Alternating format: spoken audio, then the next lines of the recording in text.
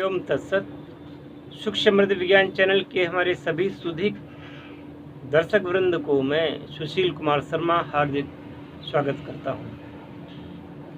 प्रिय बंधुओं, मेरा उद्देश्य रहता है कि मेरे वीडियो देख करके आपका समय खराब ना हो और मेरे वीडियो देख करके आपके जीवन में निश्चित रूप से कुछ अच्छा घटित हो जाए।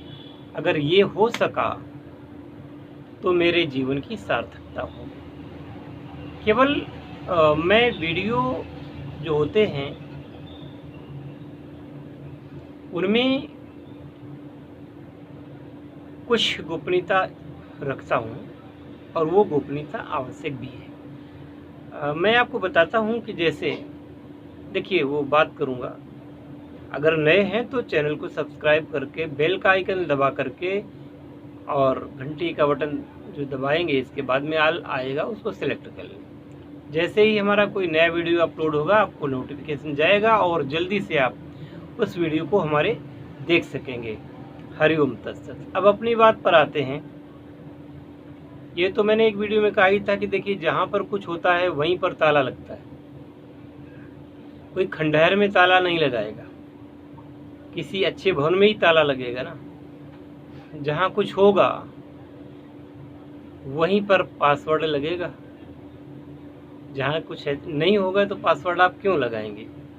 इसी प्रकार से अगर मैं सब कुछ एकदम फ्री में कर दूं, मुफ्त में कर दूं, तो मेरे पास इतनी भीड़ आ जाएगी कि मैं कुछ काम नहीं कर पाऊंगा।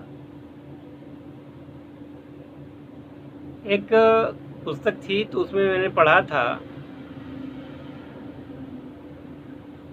कंचन कामनी कीर्ति, यह 3 आदमी को पतन की ओर ले जाते हैं। उसमें कंचन मतलब धन है। अधिक धन होने पर लोग उसका दुरुपयोग करते हैं, शराब पिएंगे, जुआ खेलेंगे, गलत काम करेंगे। क्योंकि मनुष्य का जो स्वभाव ही है वो अवनतिकारक है। उन्नतिकारक स्वभाव 100 में से मात्र 1-2 लोगों के पास में होता होगा, बाकी तो सब यही चल रहा है। अब तो वही है ना, तो उसमें दिया था कि कंचन, कामनी और कीर्ति। अब कामिनी मतलब सुंदर स्त्री, और सुंदर स्त्रियों के चक्कर में जाने के दिन लोग तो मरे हुए सड़क के किनारे, नदी नालों के किनारे पाए जाते हैं, है ना। कहीं और कीर्ति, तो साधक ने प्रश्न किया कि कीर्ति से क्या दिक्कत है। तो उसमें उन्होंने बताया, एक साधु महाराज थे, कहीं से उनके बारे में ये खबर फैल गई कि उनके शरीर के बाल अगर कोई ताबीज में भर कर के बांध ले तो परेशानियां नष्ट हो जाती हैं और वह व्यक्ति सुखी हो जाता है, धन आने लगता है, तमाम बात। पहले तो क्या हुआ कि बाबा जी को भी अच्छा लगा, बाल उखाड़ करके दे देते थे तोड़ करके। लेकिन जब ज़्यादा लोग आने लगे तो बाबा जी को दिक्कत होने लगी। अब ऐसे भी स्वनाम धन्य लोग थे कि फिर वो बाबा जी के बाल जबरदस्ती उखाड़ने लगे। बाबा जी चीखते चिल्लाते तो वो, अरे चिल्ला क्यों रहा है बदतमीज कहीं का, क्या कर रहा हूँ, बाल ही तो उखाड़ रहा हूँ। तो बाबा जी के शरीर में एक बाल नहीं बचे, सारे बाल उनके नोच लिए गए, लोगों ने नोच लिए। इसलिए क्या है कि जहाँ पर कुछ विशिष्ट होता है वहाँ पर ताला, प्रतिबंध तो इसीलिए लगाने पड़ते हैं जिससे कि अनावश्यक लोग और गलत लोग वहाँ पर पहुँच ही न पाएं, है ना।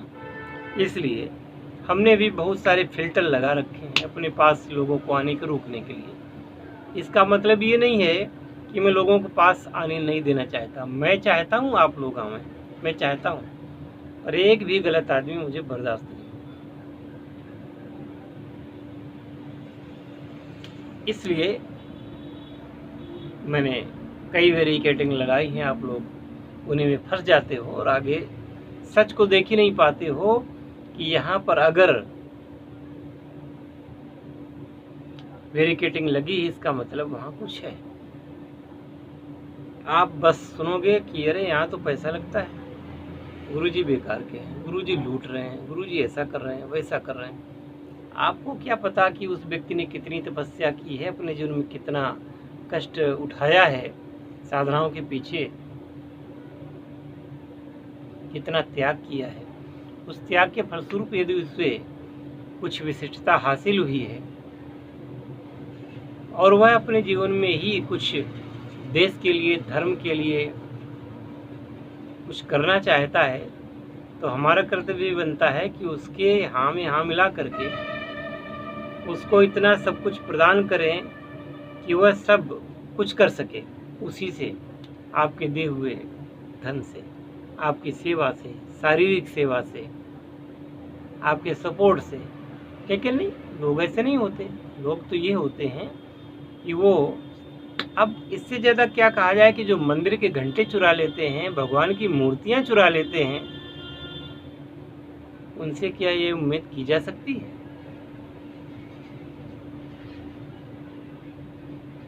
यही कारण है कि बैरिकेडिंग लगाना आवश्यक है। इससे अवांछित लोग, गलत लोग, नीच किस्म के लोग वो फिल्टर हो जाते हैं।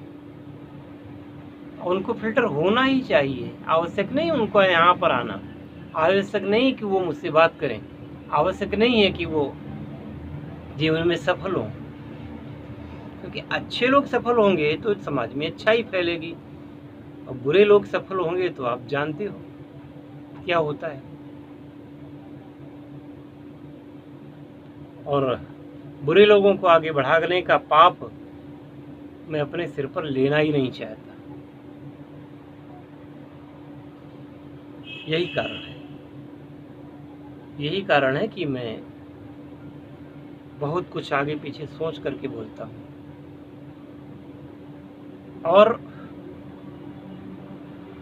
मेरा सीना इस बात से चौड़ा हो जाता है कि कोई व्यक्ति मुझसे कुछ सीख करके गया और वो आगे सफल हुआ और जीवन में उसने सुख उठाया, कहता है कि मैंने ये सिद्ध कर लिया, मैंने ऐसा कर लिया। गर्व से सीने चढ़ हो जाता है। मैं केवल YouTube पर बोलने वाला नहीं, स्पीकर नहीं हूँ मात्र कि आप मुझे सुने और सुनने के पश्चात आप भूल जाएं।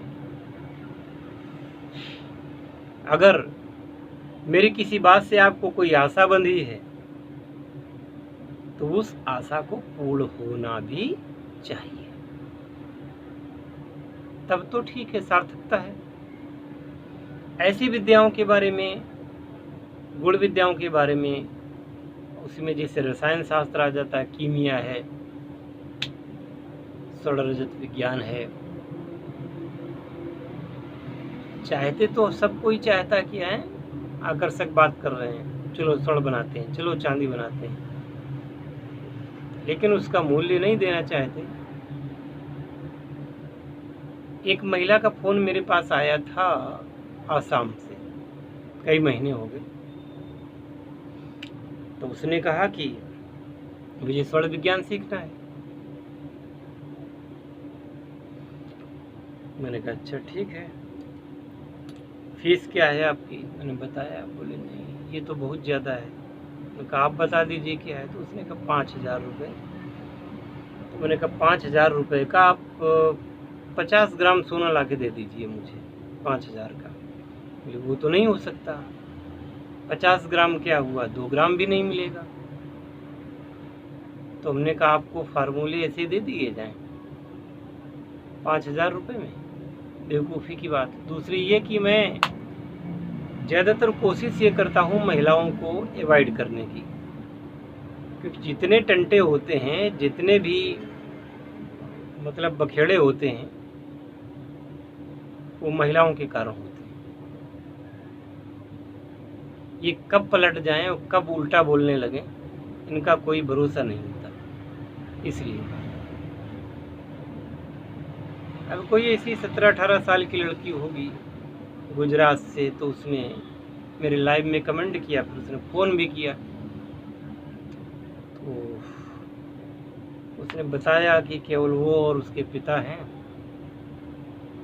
और वो कुछ सीखना चाहती है।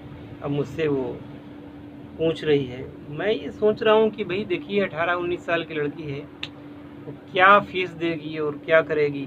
उससे मैं अगर फ़ीस के बारे में बात भी करूँगा तो उल्टा बोलेगी, है ना। तो अवॉइड करना ही ठीक है, क्योंकि यहाँ पर जो लोग बात करें कॉन्फिडेंशियल हों और ऐसे लोग बात करें जो डिसीजन मेकर हों। मतलब हवा में बात करने वाले लोग और ऐसे लोग क्या मैं करूं उनका। जो डिसीजन मेकर हों, जो गंभीर हों, धीर हों, बात को समझ सकें, उन लोगों को सामने आना चाहिए, हर एक के लिए नहीं। अब इस नीति से अगर किसी की भावनाओं को ठेस पहुंची हो तो मैं क्षमा प्रार्थी हूँ, लेकिन मुझे ऐसा करना पड़ता है, क्योंकि अभी एक महिला है, नागपुर से हैं, 1 साल से लगी हुई थी कि उनको पारद की दुर्गा चाहिए। और मैंने पारद की दुर्गा उनके पास भिजवा दी। मूल्य बता दिया तो वो, हालांकि 3 साल पुरानी हमारी परिचित है, सब कुछ है, लेकिन उन्होंने ऐसा अप्रत्याशित उत्तर दिया कि मुझे बड़ा धक्का लगा। अब पारद की दुर्गा चाहिए, पारद की ओरिजिनल दुर्गा तो उनको 50,000 1 लाख में भी नहीं मिल पाएगी। ओरिजिनल की बात कर रहा हूँ। अब जो मार्केट में है वो भी 3,500 रुपये की मिल रही। तो बोली ऐसा कैसे हो सकता है, इतना पैसा। ठीक है, मैंने इंडिया मार्ट से स्क्रीनशॉट लेके भेज दिया कि देखिए ये 300 ग्राम की है, तो ये 3800 की है, आपका 235 ग्राम है, तो आपकी मूर्ति वो कम की है। तो प्रॉब्लम होती है। हमने मूर्ति लाने के बाद में उसको पैक किया, उनके पास भिजवाया। अब वो कह रहे हैं कि रास्ते से उस मूर्ति को वापस मंगा लो। एक बार बुकिंग हो जाने के बाद पोस्ट ऑफिस में वो गंतव्य तक पहुंचता ही है। वहाँ से अगर लौटाया जाता है माल तो ही वापस आता है, ऐसे नहीं आता है। तो ऐसा है। तो ऐसे अस्थिर चित्त लोगों से मुझे प्रॉब्लम होती है। तो आगे मैं नहीं चाहता हूँ कि खासकर इस प्रकार की महिलाएं जो कि बात पलट जाएं और थोड़ा सा दिक्कत होती है। मैं ये सब मैंने ना किया है इस प्रकार का कभी, ना मैं करना चाहता हूँ। अच्छा, बार बार 1 साल तक पुश करने पर मैंने वो मूर्ति मंगवाई थी और मैंने उनको भेज दी। मैं उनको बात भी करना चाहता था तो उनका फ़ोन नहीं उठा, उसी समय मना कर दी थी तो मैं लेता ही नहीं। चलो जो हुआ। तो कुछ ऐसी बातें हैं जो कि खल जाती हैं। सेवाभावी हो व्यक्ति और सही आदमी हो और उसको अगर इस प्रकार का वो सब होता है तो प्रॉब्लम होती है। खैर कोई बात नहीं, ये सब बातें बताना भी आपको ज़रूरी हैं। अब कोई 17-18 साल का व्यक्ति व्हाट्सएप कर रहा है मुझे स्वर्ण सीखना है, अरे तुमको कैसे सिखा दिया जाएगा। ये बच्चों के लिए नहीं, बच्चों का खेल नहीं, कॉन्फिडेंशियल मामला है। और जब आप, अरे साहब मैं तो अभी छात्र हूँ, मेरे पास पैसा कहाँ से आ गया, मैं क्या करूँ, मैं क्या करूँ उनका। नहीं, बस आप सिखा दीजिए। भाई कोई काले कुत्ते ने तो नहीं काटा है मुझे। अब आप जिम्मेदारी नहीं समझते तो मैं क्या करूँ। जहाँ इतने लोग चैनल को छोड़ के चले गए हैं, चले जा रहे हैं, तो ऐसे लोग भी चले जाएंगे तो कुछ नहीं है। फालतू लोग तो नहीं रहेंगे कम से कम। मैं फालतू में परेशान हो रहा हूँ कि मेरे पास इतने 1000 लोगों की फ़ौज है। जबकि उसमें से कुछ सैकड़े ही देख पाते हैं, वीडियो देखते हैं, बाकी सब निष्क्रिय पड़े हुए हैं। क्या मतलब ऐसे इसका? खैर, जो भी है, ये बातें स्पष्ट करना आवश्यक था, तो इसलिए मैंने स्पष्ट कर दी हैं। मिलते हैं अगले वीडियो में, तब तक के लिए हरिओम तत्सत। जय शिव शंकर, जय भोलेनाथ, हर हर महादेव।